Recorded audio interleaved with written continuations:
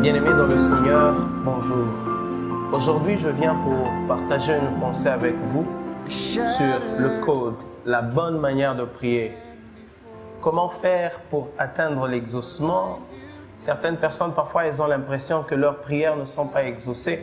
Lorsqu'elles prient, elles ont l'impression que Dieu ne les écoute pas. J'aimerais prendre avec vous aujourd'hui cet exemple de Jean 11, lorsque Lazare était mort. La Bible dit que Jésus ait entendu parler, Jésus étant allé là où il y avait le deuil de Lazare, lorsque Marie et Marthe apprirent que Jésus était là, elles sont allées pleurer à ses pieds. Si tu étais là, Lazare ne serait pas mort. Combien de fois il nous arrive de pleurer à cause d'une situation, à cause d'un échec, à cause d'une difficulté, on se met à prier, à pleurer et on oublie de prier.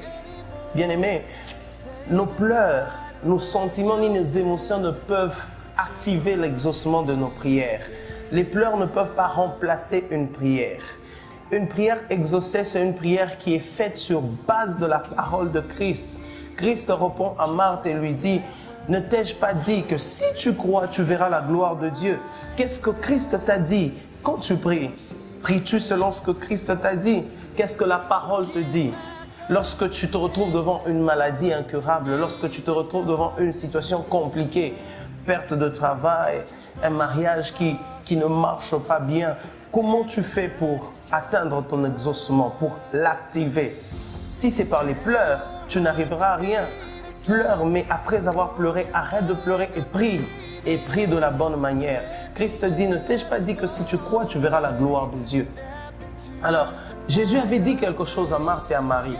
Et ces choses devaient être la clé qui ressusciterait Lazare.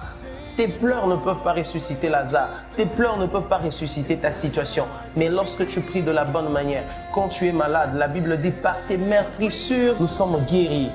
Qu'est-ce que tu évoques dans ta prière comme parole du Seigneur? Sur quelle parole tu te bases pour chercher la guérison, pour implorer la paix dans ta maison, pour implorer le bonheur dans ton mariage? Ceci est important, bien-aimé. Nous devons comprendre quel est le code à utiliser. Lorsque tu es devant une porte, tu dois avoir une clé pour déverrouiller cette porte et passer de l'autre côté. Dans la situation que tu traverses, tu as besoin de la clé. Tu as besoin de la clé. Marthe et Marie avaient oublié la clé. La clé était dans la parole de Christ et dans ce que Christ avait dit. Que le Seigneur t'aide à trouver la clé. Lorsque tu es fatigué d'une situation, la Bible dit: venez à moi vous tous qui êtes fatigués et chargés. Parle au Seigneur selon la parole que tu as entendue, selon la parole que tu as reçue. Et tu verras que l'exaucement viendra vite que tu ne l'imagines. Priez de la bonne manière. Ayez le code, le bon code pour prier. Et vous allez déverrouiller toutes les portes qui se dresseront devant vous.